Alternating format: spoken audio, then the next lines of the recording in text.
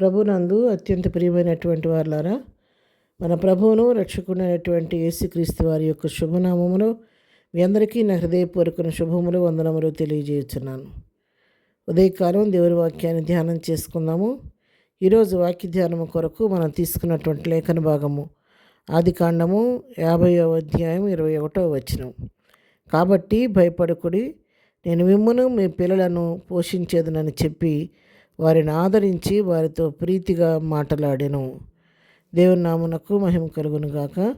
మరి ఈ వాక్య భాగము యోసేపు తన అన్నలతో చెప్తున్నటువంటి మాటలు ఇవి.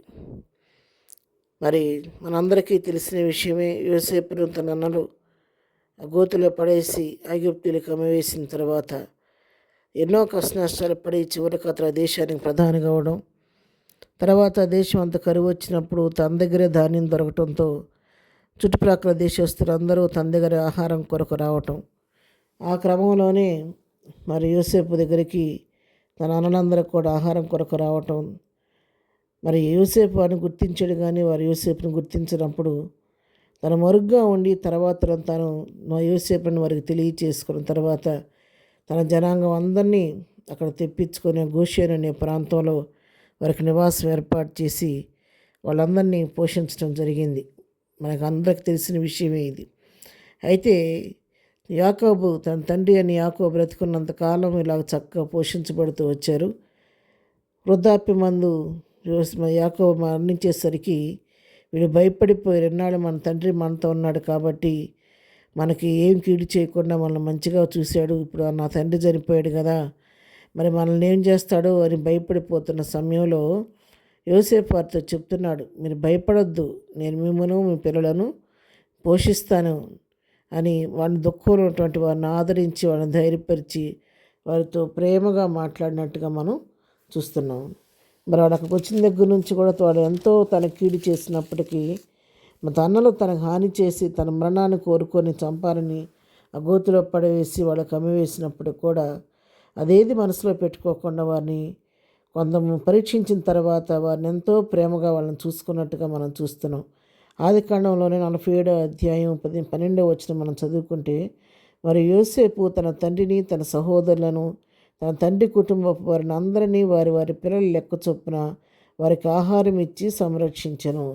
ఆ విధంగా పోషించాడు. పోషించిన తర్వాత తండ్రి చనిపోయేసరికి వీళ్ళు భయపడితే కూడా, తండ్రి చనిపోయాడని చెప్పి నేను ఏదో మిమ్మల్ని శిక్ష విధిస్తాను, మీరు భయపడొద్దు, నేను మిమ్మల్ని పోషిస్తాను, మీ పిల్లలను పోషిస్తాను, అనాథలుగా విడిచిపెట్టనని చెప్పని వారికి ధైర్యం పరిచినట్టుగా మనం చూస్తున్నాం. అవును పిల్లారా, మరి యోసేపు దేవుని యొక్క స్వభావం కలిగిన వ్యక్తిని కాబట్టి, దేవుని పోలు నడుచుకున్నటువంటి వ్యక్తి కాబట్టి తనకు అపకారాన్ని మనసులో పెట్టుకోకుండా వాడికి తిరిగి ఉపకారం చేసినట్టుగా మనం చూస్తున్నాం. అయితే యోసేపు వారిని పోషించినట్లుగా ప్రభు అయినటువంటి యేసుక్రీస్తు వారు నిత్యం మనల్ని పోషించే దేవుడు, ఆయన మనల్ని సంరక్షించే దేవుడు. కీర్తన గ్రంథం 145వ కీర్తన మరి 15-16 వచనాలు చదువుకున్నాం. సర్వజీవుల కనులు నీ వైపు చూచున్నవి, తగిన కాలమందు నీవు వారికి ఆహారం ఇచ్చదు, నీవు నీ గుప్పిలు విప్పి ప్రతి జీవి కోరికను తృప్తిపరచుచున్నావు. అవును, యోసేపు తన అన్నలను తన పిల్లలను పోషించినట్టుగా మన దేవుడు నిత్యం మనలను కంటికి రెప్పలా కాపాడుతూ మనం పోషిస్తూ సంరక్షిస్తూ ఉన్నాడు. 146వ కీర్తనలో కూడా మనం చదువుకున్నట్లయితే 13-14 వచ్చినారు. ఆయన నీ గుమ్మముల గడియలు బలపరిచి ఉన్నాడు, నీ మధ్యను నీ పిల్లలను ఆశీర్వదించి ఉన్నాడు, నీ సరిహద్దుల్లో సమాధానం కలుగుజేయవాడు ఆయనే, మంచి గోధుమతో తృప్తిపరచేవాడు ఆయనే. అవును, మన ప్రభువు కూడా మనల్ని మంచి గోధుమతో తృప్తిపరుస్తూ సంరక్షిస్తూ వస్తున్న దేవుడు కాబట్టి అలాంటి దేవుడిని కలిగి ఉన్నందుకు మనం ఎంతైనా వందనస్తులమై ఉన్నాం. ప్రార్థన. ప్రేమగలిగిన తండ్రి, పరిశుద్ధురాన్ని వందనాలు. ప్రేమించే దేవుడు ప్రభా, మమ్మల్ని పోషించే దేవుడు మాకున్నామయ్యా, నీ వందనాలు. ఇంతవరకు ప్రతినిత్యం మమ్మల్ని ఎంతో ప్రేమతో నీ గుప్పులు విప్పి నీ సమృద్ధితో మమ్మల్ని పోషిస్తూ సంరక్షిస్తున్నటువంటి నీ ప్రేమను బట్టి నీకు వందనాలు. ఈ దిన దీవులతో నింపి నడిపించండి. ఈ దినం ప్రభా, మేము వెళుతున్న మార్గాల్లో నీ కాపుదల దయచేయండి, చేస్తున్న పనులన్నింటిలో సఫలత దయచేయండి. ఆయన ఎగ్జామ్స్ రాస్తున్న బిడ్డలకు నీ పరలోక జ్ఞానం ఇచ్చి వారి హస్తాలు పట్టుకొని చక్కగా రాయించి మంచి విజయం దయచేయండి. ఆయన బలహీనంగా ఉన్నవారిని ముట్టండి, రోగులను స్వస్థపరచండి, దుఃఖంలో ఉన్నవారిని ఓదార్చిన ఆయన ఏదైనా బర్త్డే మ్యారేజ్ జరుపుకున్న బిడ్డలను దీవించి వారి కుటుంబంలో సంతోషం సమాధానం కలుగు చేయమని దినమంతా నీ కృపాక్షేమను మాకు తోడుగా ఉంచి కాపాడు సంరక్షించమని యేసునామములో ప్రార్థించడి పొందుకొని ఉన్నాము తండ్రి. ఆమెన్. ప్రభు కృప సదాకాలం మనందరికీ తోడై ఉండి నడిపించునుగాక. ఆమెన్.